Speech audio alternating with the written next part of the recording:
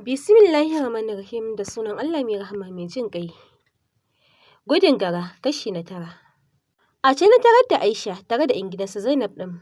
Na yi saurin isa wajen mahaifiyarta ina tambayar ta ya jikin nata. Gaba ɗaya cikin tashin hankali suke domin ita kam kuka take kamar za ta shiɗe. Da ƙyar na samu ta shiru. Cikin kuka ta faɗa mini cewa wasu marasa imani ne suka keta wa Zainab haddi. An kawo ta asibiti kuma likitoci sun ce sai an mata ɗinki. Babban tashin hankalin kuma wai sun kasa yi mata ɗinkin sakamakon fatar tata da ta yi laushi. Yanzu dai an kuma samu babban likitan nasu ya zo suna ciki jiran fitowar sa muke. Da karasa cikin kuka muka musallami kawai muke ni da Aisha muna zubar da hawaye. Sai can jimawa likitocin suka fito da hanzari muka isa wajen su muna tambayar jikin nata. Wallahi Hajiya mun iyayenmu mu samu mata ɗinkin nan amma abu ya ci tara. Fatar ta yi laushi da yawa da ta gaza ɗinkuwa. Gashi dole ne a mata ɗinkin domin gurin ya kusa haɗewa da bayanta. Na san haka mu zai rasa nasaba da mayukan da take amfani da su ba na saka haske. Muna zargin ma allura ce ta yi. Ya kamata ku iyaye ku yi tsawatarwa da 'ya'yanku kan irin waɗannan abubuwa domin suna cutar da su ne. Yana gama faɗa ya yi gaba. Sauran ma suka mara masa baya. A gurin ta zube tana rasgar kuka yayin da muke taya ta mu ma. Mahaifin Zainab da yayin take rarashin mu. Da su ma kana kallon su za ka fahimci tsantsar tashin hankalin da suke ciki.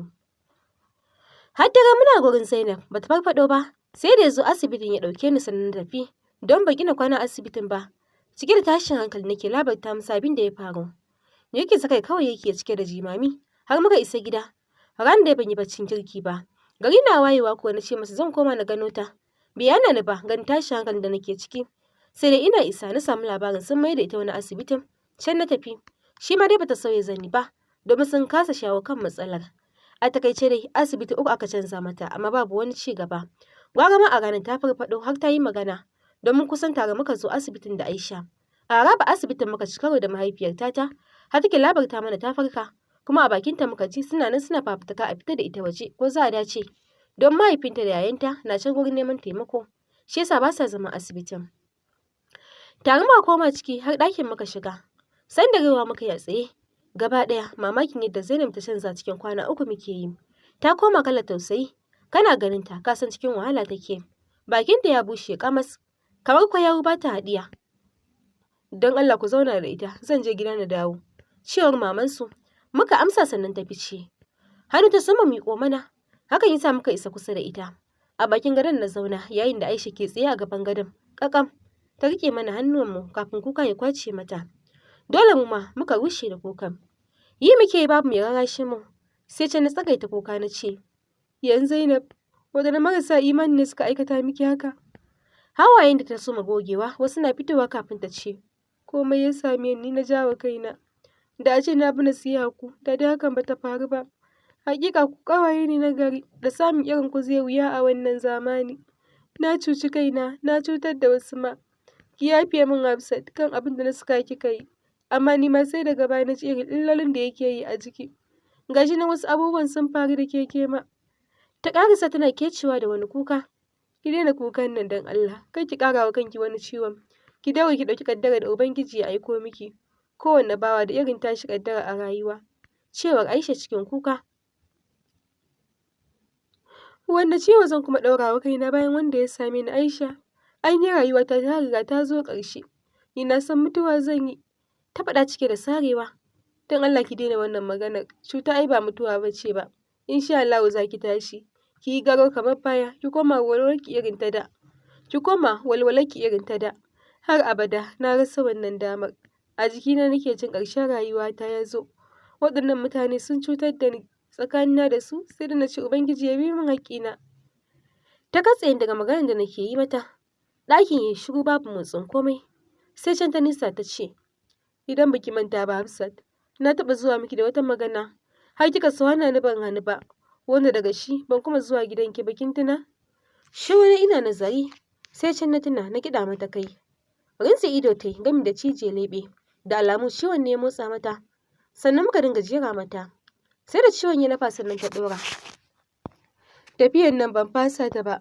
Na gama duk shirin da zan yi ana gobe tafiya ya kira ni ya ce mini ai wani uzuri ma ya saka zai taho a washe gari da haka na zo na tare shi a filin jirgi idan ya so idan zai koma sai mu tafi. Da farko na ji rashin daɗi na rugujewa burina na zuwa ƙasar waje sai da jin ya ce za mu koma daga baya, ya sanya na ji daɗi. Muka raba akan sai gobe. Washe gari kamar yadda ya ce jirgin karfe 1 zai sauka, haka na shirya na je filin jirgin. Na jima tsaye ban ga saukar su ba. Ina shirin tambaya na ji kira ya shigo wayata. Na daga ina masa ƙorafin jiran da nake ta yi masa. Sai da ni mamakin jin ya ce wai ai jirgin 11 safe suka biyo. Yanzu haka yana gida ma, amma zai tura direba ya ɗauke ni, sai ya kai ni can inda yake. Ba tare da tunanin komai ba, na amince. Ina nan tsaye bayan kamar minti 30, wani saurayi ya zo kusa da ni. Bayan mun gaisa ya faɗa min turo shi aka ya ɗauke ni. Sai da ya kira shi a gabana na tabbatar sannan na shiga muka tafi. A gaban wani rantsatsen gida ya faka motar yana danna hon. Ba jimawa aka buɗe gate ɗin. Muka shiga. Gidan babba ne ya haɗu sosai. Ina nan tsaye sai gashi ya fito. Ina ganin shi na shaida shi domin na haddace fuskar shi sosai saboda yana TikTok ɗin sosai kamar ni.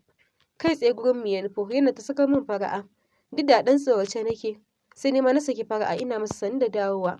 Ya ce mu ƙarasa ciki. Na ce iya nan ma ya yi juyawa zan yi. Da daɗin baki ya shigar da ni hantan ƙameman falon gidan. Bayan na zauna ya kawo min abubuwan motsa baki. Duk na ce na gode. Sai ya matsa na sha ko lemo ne ba zai ji daɗi ba. Da tsohon gidan shi ya bani abu kuma na ƙi ci. Lemon ya tsaya ya min a kofi na karɓa na sha.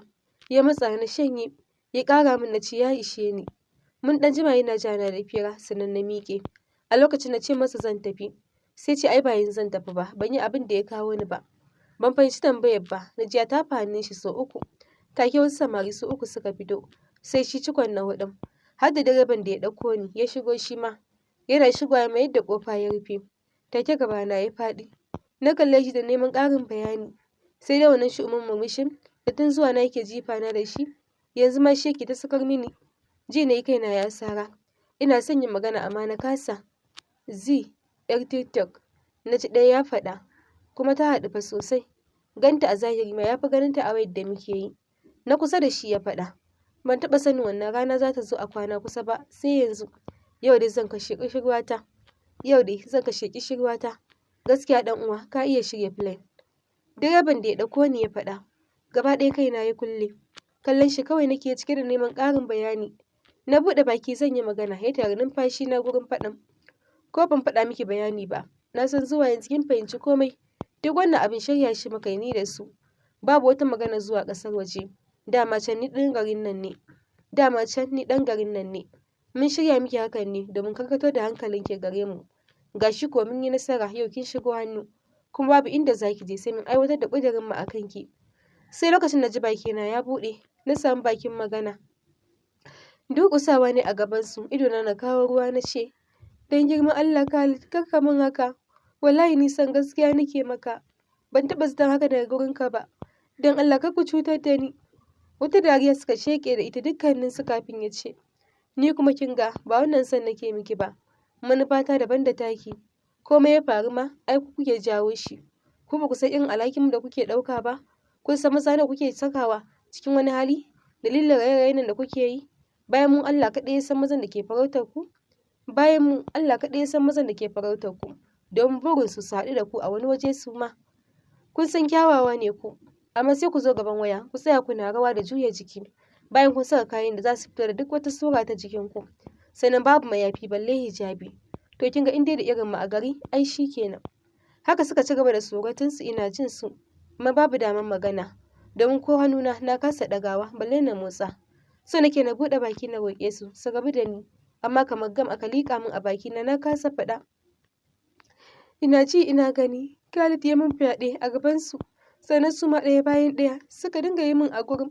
Ni kaɗai na san azabar da nake sha, amma babu halin ko ihu, sai hawaye da ke ta malala wani na korar wani. Tsananin azabar da suke gana mini tun akan na huɗun ban sake sanin inda kaina yake ba. Sai waye ido ne na ganna a nan. A tambayar da mamanmu ke mini na suwaye suka aikata hakan a gare ni kuma suka yi da ni, na fahimci abin da ya faru. A bakinta na jiyo a gefen titi aka gani cikin mawuyacin hali da safe. Waɗanda suka gani suka ɗauke ni zuwa asibiti, inda daga nan aka fara cigiyar iyayena ko wanda ya sani.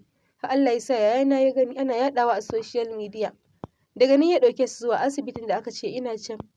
Suna zuwa suka gani a mugun yanayi, sai tashi hankalinsu ya fi na ɓatan da na yi, ba su gani ba a ranar har dare, inda a washe gari suka samu labarin inda nake.